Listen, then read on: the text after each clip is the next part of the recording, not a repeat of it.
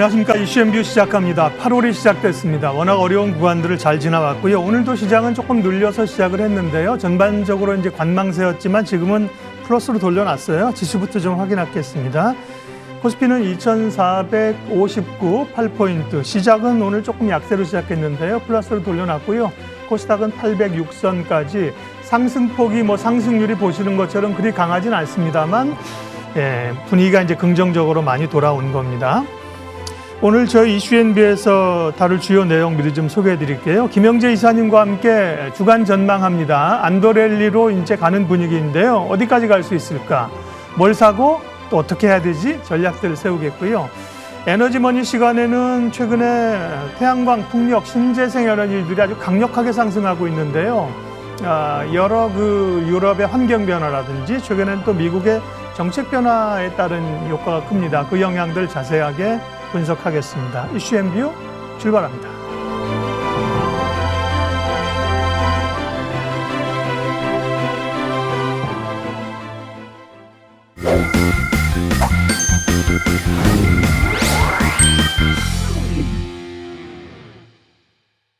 (8월) 첫 주 국내 증시 흐름 전망해보고 전략 세우겠습니다. 유진투자증권 서울 WM센터 김영재 이사님 함께합니다. 어서 오십시오. 네, 안녕하십니까. 월요일마다 사실 오셔가지고 매번 어려운 얘기들을 많이 했는데 네. 분위기가 상당히 좀 좋아졌습니다. 소위 안도랠리를 얘기하고 있는데 이번 주 긍정적으로 보시나요?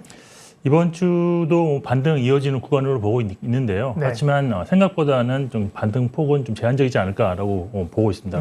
그 이유는 최근에 지금 글로벌 지수 반등이 나타나는 원인이 7월 FOMC에서 75bp 인상 이후 파월 의장이 향후 금리의 폭은 발표되는 지표들을 보면서 탄력적으로 조절하겠다 이런 것 때문에 7월 FOMC가 긴축의 최고점이 아니었을까 하는 기대감이 지금 안도랠리가 나오고 있다고 보고 있는데요.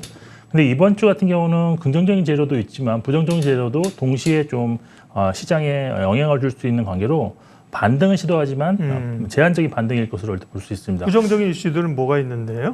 긍정적인 것부터 말씀드렸는데 부정적인 거는 지금 안도랠리가 나오고 있는 사이에 지난주 금요일 날 발표됐던 지표들이 CPI를 좀 확인해 볼 필요가 있을 것 같은데 하는 그런 약간의 의구심을 나타내게 만들었다라고 보고 있는데 지금 6월 개인 소비 지출 물가 지수가 예상치보다 한 0.1%포인트 높은 6.8%로 발표되었고요.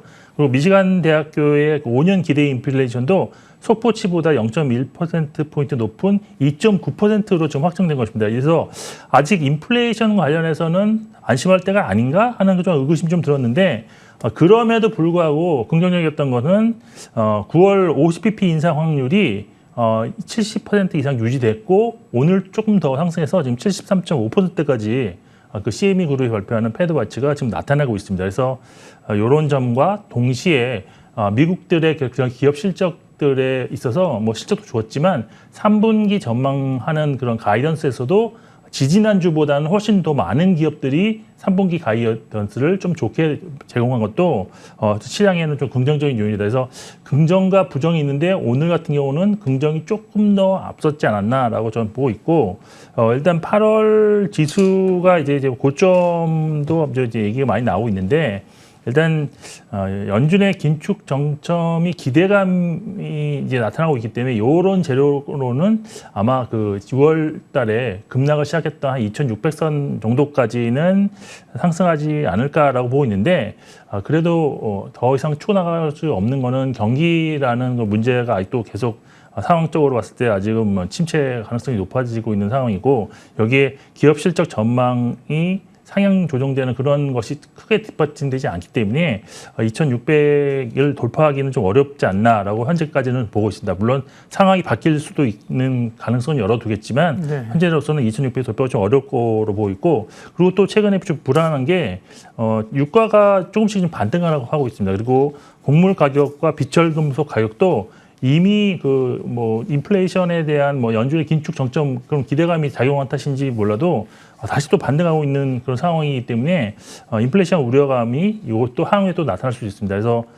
이런 것을 좀 종합해 본다면 코스피는 2,500과 2,600 사이에서 단기 고점을 형성할 가능성이 높지 않나라고 판단을 하고 있습니다. 주간 지수 전망해 주셨습니다. 지금 2,460인데요. 2,500은 오케이. 2,600은 글쎄. 예, 그 구간에서의 단기적인 좀 제한적인 상승을 예상을 하셨습니다. 결국은 이제 힘있게 뻗어나가려면 이제 기업 실적인데요. 실적의 주가는 연동되는 건데 전기전자 업종의 3분기 영업이익 추정치가 내려가고 있습니다. 지금 이제 사실 2분기 실적 지금 나오고 있는데 시장 먼저 간다는 거죠. 3분기를 보는데 전기전자 업종의 실적이 떨어지고 있다. 부담스러운 얘기네요. 예. 네, 맞습니다. 근데 현재 그 업종 흐름은 꼭 실적 전망치와 비례해서 뭐 반등이 나오지는 않았는데 아무래도 거래 대금이 너무 축소되는 상황에서는 어떤 수급상의 어떤 변화가 좀 더 영향을 더 미치지 않고 있나라고 보고 있습니다. 그 최근 발간된 증권사 리포트에 따르면 지금 3분기 영업이익 전망치가 일주일 전 대비 한 2.6%좀 하향 조정되었고 올해 전체 영업이익은 한 0.5% 하향 조정됨으로 인해서 전반적으로 하향 조정 분위기는 이어지고 있습니다.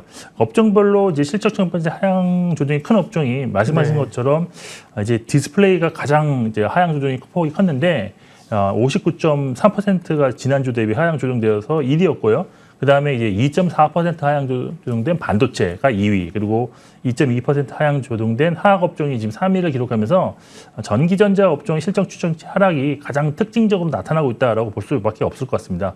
근데 이제 실적 전망 하향 조정은 뭐 자동차, 헬스케어, 상사자본재, 기계, 에너지 수원인데, 근데 좀 재미난 게 있습니다. 7월 업종별 별로 수익률을 보면 사실 지금 나타나고 있는 실적 전망치와 연관성은 좀 크지는 않았다라고 볼 수밖에 없는데 실제 그 7월 업종별 상승률에서 비금속 광물이 지금 11.17% 상승해 1위를 기록했고 의약품이 9.21%로 2위, 그리고 전기전자 업종은 지금 7.3%를 상승해 업종 그 7월 수익률에서는 3위를 기록했습니다. 그래서 상위권에 랭킹한 것이 좀 의아하다. 물론 최근에 지난주부터 조금 전기전자 업종의 그 주가는 조금 부진한다고 볼 수 있는데 아무래도 지금 외국인이 7월 한 달 동안 전기전자 업종을 1조 4,300억 정도를 순매수해서 압도적으로 순매수 1위인데 아직은 확실한 매도를 하고 있다는 건 반전 사인이 아직은 없습니다. 그래서 저는 뭐 지금은 좀 숨고르기 주지만 상승 흐름은 이어질 수 있다라고 기대를 하고 있고요.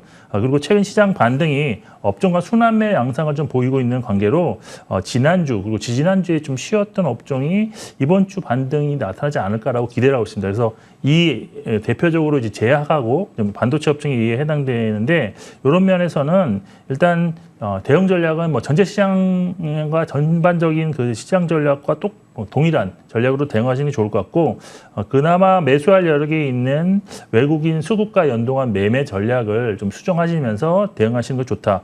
그리고 특이한 점은 전기전자 내에서 애플 관련 종목들은 빠지지 않고 지속적으로 좀 상승하는 분위기가 나타나고 있습니다. 대표적으로 뭐 BH 같은 종목들이 있는데 그래서 뭐 한 시계열로 봤을 때 뭐 최근 한 6개월 동안 크게 뭐 상승한 흐름이 없다. 뭐 이런 종목들은 좀 지켜보실 필요가 있다라고 판단하고 있습니다. 예. 전반적으로는 뭐 실적이 그리 좋지는 않은데요. 아까 이제 전기전자는 좀 부담스럽다 그랬고 영업이익 전망치가 상향되는 업종이 있었습니다. 자동차, 헬스케어, 자본재, 기계, 에너지 이런 쪽에 주목하고요. 지금 이제 어쨌든 긴축의 속도들이 미국의 금리 인상의 속도들이 조금 준화되면서 성장주에 대한 관심이 있고요. 소위 네이버에 대한 관심도 높아지는데 카카오보다는 주가 흐름 보면 네이버가 조금 더 빨리 움직이는 것도 같고요. 다시 좀 주목을 해도 될까요? 네, 일단 성장주 반등이 지금 사실 나타나고 있는데 사실 약간 좀 뒤처진 감이 좀 있었습니다. 근데 그나마 그래도 다시 반등에 동참을 하고 있다는 점은 긍정적이다 보이는데 사실 이게 지금 만일 7월 FOMC가 진짜 우리가 기대하는 것처럼 긴축의 최고점이라면 향후 뭐 긴축 강도는 이제 점점 약해지고 또 일정 시간이 지난 뒤에는 금리가 동결되고 그 이후에는 결국은 다시 금리 인하를 추진할 것이기 때문에 뭐 장기적으로 한 1년 이상 뭐 관점으로 본다면 성장주 매수를 시작할 수 있는 시기가 현재가 아니겠느냐라고도 판단할 수 있을 것입니다. 그리고 사실 인터넷 플랫폼 기업을 포함한 성장주 하락 원인이 사실 금리 인상에 따른 멀티플이 축소돼서 좀 적정 기업 가치 감소, 그리고 팬데믹 당시 크게 성장했던 온라인 시장이 둔화될 수 있다, 이런 면에서 좀 우려감으로 인해서 크게 좀 하락했는데 그렇지만 뭐 향후 매출과 이익률이 드라마틱하게 개선되지는 않더라도 사실 단기적인 반등이 지속될 수 있는 이유들이 좀 있습니다. 그 이유는 일단 최근 미국 성장주의 강한 반등이 많이 나타났는데도 불구하고 국내 성장주 반등은 크지 않아서 아직 밸류에이션 부담이 상대적으로 크지 않다는 점, 그리고 플랫폼 종목의 경우에는 이익 증가율은 좀 둔화되는 모습이 나타나겠지만 그래도 지금 예상치를 보면 꾸준하게 또 이익이 증가할 수 있다는 그런 추정치가 나와 있는 것도 좀 긍정적이지 않나. 그래서 여기 또 하나 수급적으로 보면 외국인 수급이 들어오지 않았었던 종목들이 지난주 후반부에 대거 순매수로가 나타나는 것이 좀 발견되고 있어서 수급 개선에 따른 반등 가능성을 좀 열어두실 필요가 있다라고 보고 있습니다. 성장주 중에서는 일단 해외 매출 성장 가능성이 있는 종목, 그리고 2차 전지를 제외한 낙폭까지 성장주가 반등에 좀 더 유리하다고 보고 있는데 국내 매출 위주의 종목은 경기와 관련돼서 어떤 제한적인 조치가 정부에서 나타날 수 있는 그런 우려감들이 있기 때문에 상대적으로 네이버, 카카오 보면 지금 네이버가 좀 더 좋은 원인이 이런 쪽에 있지 않겠느냐라고 보고 있습니다. 네. 일단 대응 전략은 반등은 나타나지만 이것이 바닥에서 바로 추세를 뚫고 올라가지는 못한다라고 보시는 것이 맞을 것 같고요. 그래서 저항선까지 반등을 한 1차 목표치로 하시는데 일단 수급 개선세가 나타나는 성장주에 한해 기술적 반등으로 접근하신다면 큰 무리는 없을 것으로 일단 판단하고 있습니다. 네이버, 카카오, 성장주 일부 관심, 그다음에 아까 2차 전지도 잠깐 언급을 하셨고요. 어쨌든 성장주에 대한 관심이 높아집니다. 낙폭과대이면서 성장주인 섹터들. 다음은 뉴스가 있는 한화그룹 이야기를 좀 하겠습니다. 한화그룹이 조직 개편 단행한다는 소식을 했는데요. 뭐 내용이 계열사 하도 많아가지고 저도 봐도 정리가 안 되는데 어쨌든 제 정리를 보면 어쨌든 하나 에어로스페이스 쪽에 뭐 방산이나 우주 쪽을 좀 막 실어주는 게 좀 보이고 나머지는 또 이제 한화 쪽으로의 조직 개편인데요. 의미하고요. 한화그룹 어떻게 대응하면 좋을지 말씀해 주세요. 네, 저도 이거 이제 주말에 그림을 그려가면서 좀 확인을 해봤는데. 일단 하나그룹주 같은 경우는 실적 대비 상당히 저평가를 받고 있다는 평가들이 많은 그런 그룹입니다. 대표적으로 사업지주회사 그 한화의 경우에는 작년 연말 영업이익이 2조 9천억 원을 조금 넘었는데요. 순이익도 2조 원이 넘었는데 시가총액은 지금 현재 2조 원 초반대에 머물고 있어서 그 뭐 극시감은 저평가에 따른 주주들의 좀 반발이 좀 뭐 있는 그런 그룹인데 이번 조직 개편 공시 발표 이후에 지금 하나하고 하나 에어로스페이스 주가가 크게 상승했는데 아무래도 이제 조직 개편 이후에 부분적인 뭐 시너지 효과가 나타날 수 있는 기대감이 좀 반영됐다라고 볼 수 있습니다. 일단 이번 개편을 통해서 가장 수혜가 기대되는 종목은 방산 계열사들 합병한 하나 에어로스페이스다라고 보고 있는데 일단 합병 이후에 방산과 관련된 중복 투자를 줄일 수가 있고요. 여기에 규모의 경제를 살린 대량 생산으로 가격 경쟁력을 확보할 수 있을 것으로 보입니다. 그리고 기존에는 미국, 영국, 독일 중심이었던 수출 지역에서의 다변화도 기대할 수 있겠는데요. 합병되는 하나 방산 부문과 하나 디펜스가 지금 호주, 터키, 인도 등 8개국에서 K9 자위주포를 수출했고 그리고 인도네시아, 말레이시아 등에서 장갑차를 수출했고 그다음에 아랍에미리트에서도 천궁 발사대를 수출한 그런 해왔기 때문에 수출 다변화로 인한 또 시장 확대 가능성 충분히 있다고 보고 있습니다. 주가가 이제 오른 게 좀 고민이죠. 뭐. 그렇죠. 그거는 나중에 말씀드리려고 하는데 하나 솔루션 같은 경우도 이제 자회사 하나 임팩트가 하나 파워 시스템을 인수함으로써 이제 좀 뭐랄까요. 기존의 글로벌 수소가스 터빈 분야를 선도하고 있는 자회사들이 있었기 때문에 이 부분과 이게 합쳐진다면 수소사업 밸류체인 확대가 가능해졌다는 평가를 받을 수 있을 것 같고요. 또 하나도 말씀하셨지만 건설과 정밀기계를 합병함으로 인해서 친환경 에너지 그 공정장비 사업에 속도를 내고 중장기적으로는 반도체 공정장비 전문 업체로 도약할 수 있는 기반이 마련되어 있어서 긍정적이다라고 볼 수가 있겠습니다.